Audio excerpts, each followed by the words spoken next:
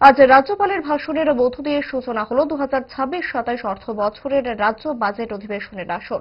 গত এক বছরে রাজ্য সরকার সেই বছরের বাজেটে অন্তর্ভুক্ত সমস্ত কর্মসূচি কতটা বাস্তবায়িত করেছে তার প্রতিফলন মেলে ধরা হয়েছে রাজ্যপালের বাজেট অধিবেশনের উদ্বোধনী বক্তব্যে। রীতি মেনে রাজ্যপাল অধিবেশনের উদ্বোধনী ভাষণে রাজ্য সরকারের তরফে লিখিত বক্তব্য সভায় উপস্থাপন করেন। আজকের অধিবেশনের উদ্বোধনী ভাষণে রীতিমতো চমক ভরা নিদর্শন রাখলেন রাজ্যপাল ইন্দ্রসেনা রেড্ডি নালো। লিখিত ভাষণে এক বৈচিত্র্যের নিদর্শন রাখলেন রাজ্যপাল। বাংলা, ককবরক সহ ইংরেজি ভাষায় বেশ সাবলীলভাবে তিন ভাষার সঠিক মিশ্রণ ঘটিয়ে মূল বক্তব্য উপস্থাপন করেছেন রাজ্যপাল। শাসক বিরোধী সমস্ত বিধায়কদের নজর কেড়ে নেন রাজ্যপাল। বাংলা ককবরকের বেশ সুন্দর উপস্থাপনায় সমস্ত বিধায়ক মন্ত্রীদের কৌতূহলী চোখ ছিল রাজ্যপালের বক্তব্য উপস্থাপনার দিকে।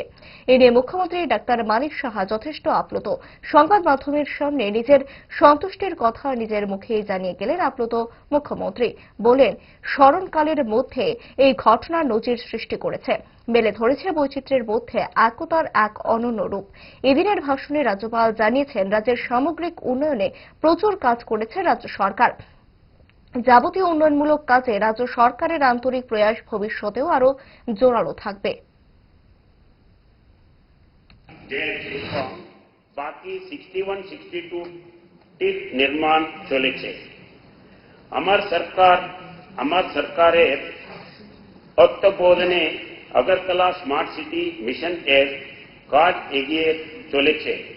ইতিমধ্যে 581.07 কোটি টাকা ব্যয়ে 65টি প্রকল্পের কাজ শেষ হয়েছে।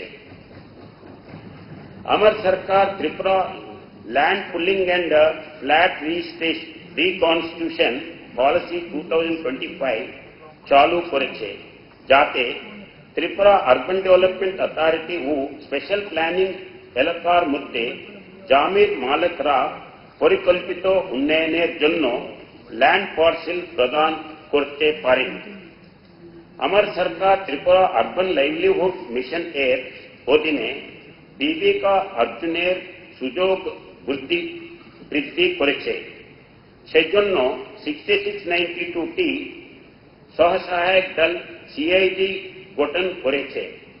346টি এরিয়া লেভেল ফেডারেশন এবং 7টি কমিউনিটি লেভেল ফেডারেশন গঠন করেছে এবং 31 কোটি টাকার ব্যক্তিগত ঋণ ও 125 কোটি টাকা ঋণ দিয়েছে স্বসহায়ক দলগুলিকে।